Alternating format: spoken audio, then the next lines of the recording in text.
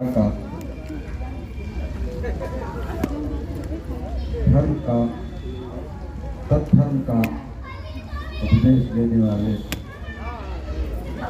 भगवान अरहत संबुद्ध को नमन करते हैं। प्रातः स्मरणीय बोधिसत्व भारत रत्न दलितों के उद्धारक, महिलाओं के उद्धारक परम पूज्य बाबा साहब को नमन करते हुए समिति के पूर्व संचालक श्रद्धे आर.वी. कृष्ण जी को नमन। दूर दूर से आए हुए पहले हमारे समिति के समस्त पदाधिकारियों को साधुवाद सम्मान देते हुए अन्य आए हुए उपासक, धम्म उपासकाएं को बहुत साधुवाद देते हुए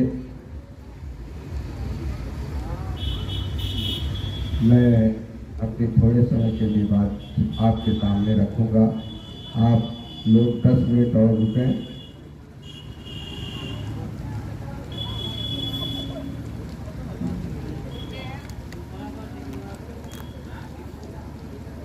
अभी आप लोगों ने 14 अक्टूबर के भीड़ को देखा।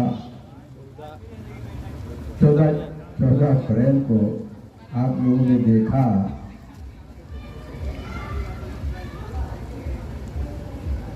हमारे पूर्व संचालक संजय कृष्ण जी कहा करते थे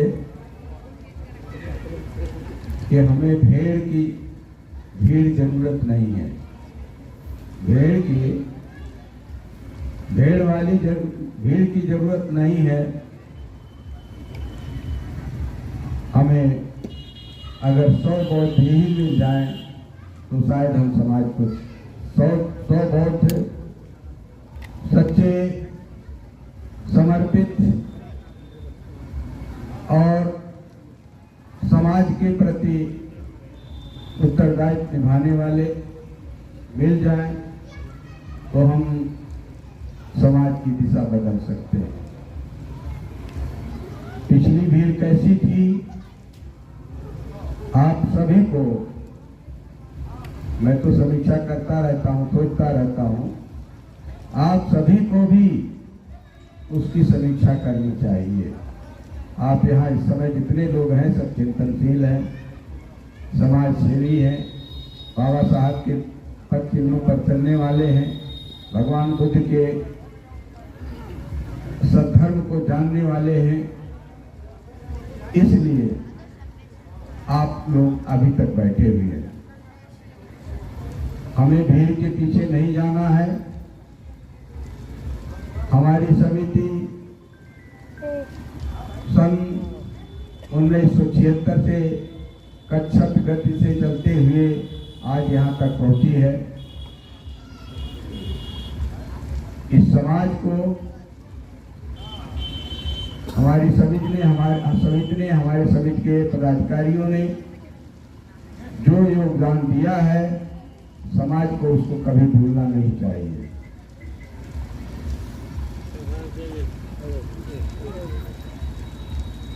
हमसे पहले बहुत सारे वक्ता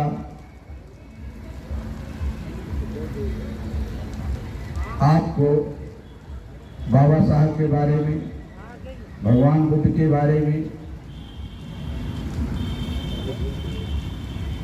सभी लोगों ने अपने अपने स्तर से अपने अपने ज्ञान के अनुसार सबों ने आपके सामने रखा।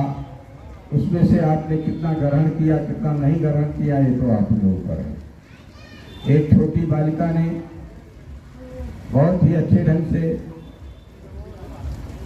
जितना उनके गार्जियनों ने, माता पिता ने जितना उसे सिखाया, समझाया, बालिका ने आपके सामने रखा।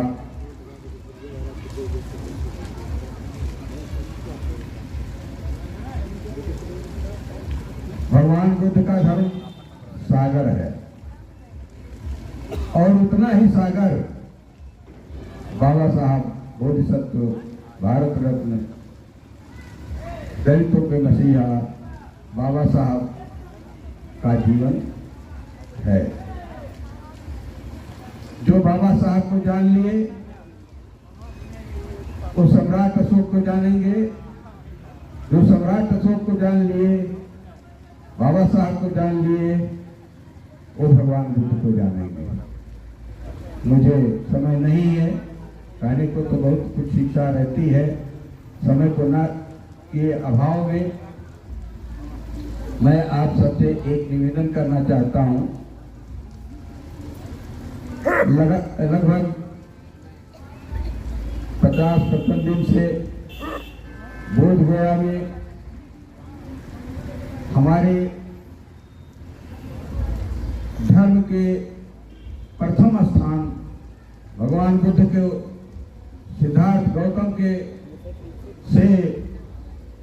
सिद्धार्थ गौतम से भगवान अरहत सम्यक संबुद्ध को का स्थान देने वाले उस स्थान, उस बोधि वृक्ष के नीचे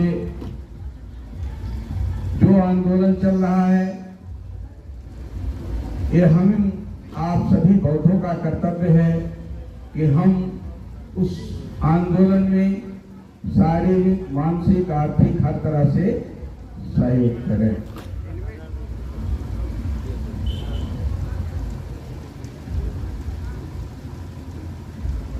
अगली 12 तारीख को अगले कार्यक्रम के लिए वहां पे मंथन होगा। उस मंथन के बाद क्या दिशा निर्देश दिया जाएगा बौद्धों को, समाज को, इस पर आपको विशेष ध्यान रखना होगा। हम वहाँ टूर ले जाने वाले थे, वहाँ धम्म यात्रा करने वाले थे, लेकिन समय अभाव के कारण वह कार्यक्रम रह गया। अगर आप लोग तैयार हो तो 3 और 4 मई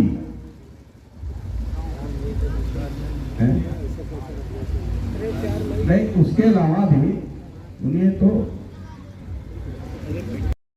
4 के बाद 11, 10 से क्या शनिवार इतवार तो पड़ रहा है, उसमें भी चल सकते हैं।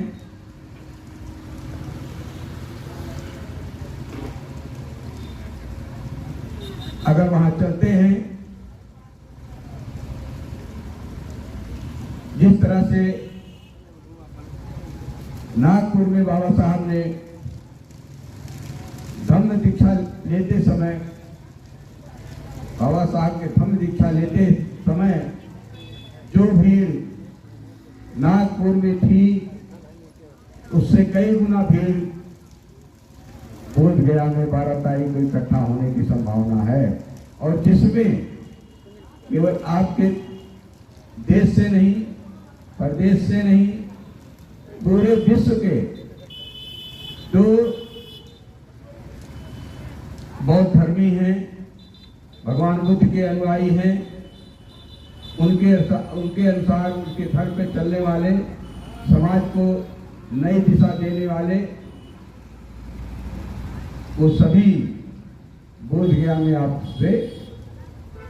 आपके यहाँ आएंगे और उस आंदोलन को और तेज करने का प्रयास करेंगे। जो नियम बनेगा वहाँ, जो रणनीति बनेगी, जो रूपरेखा बनेगा, हमें भी उसकी जानकारी लेनी होगी और उसी रास्ते पर चलते हुए आपकी समिति भी वहाँ जो भी दिशा निर्देश होगा उसके अनुसार चलते हुए और हर तरह के सहयोग देने के लिए हमें भी पूरी तरह से तत्पर होना चाहिए। अगर आप लोगों की इच्छा हो कि बोधगया चला जाए तो कोई जरूरी नहीं है। 4 तारीख को मीटिंग है, मीटिंग चलती रहेगी। हम 50 साल से मीटिंग करते आ रहे हैं। एक दिन और लोग मीटिंग करेंगे। जितने पदाधिकारी चलना चाहें वो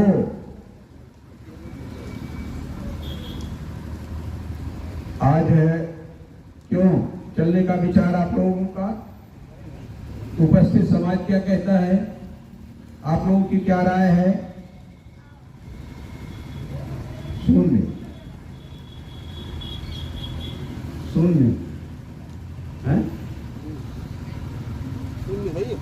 शून्य है ना? शून्य रहेगा, इतना एडवांस है? अरे ऐसे थोड़ा लोग चले जाएंगे जैसे ऐसा है। ऐसा बहुत धन्यवाद। इस तरह से जब भी आए,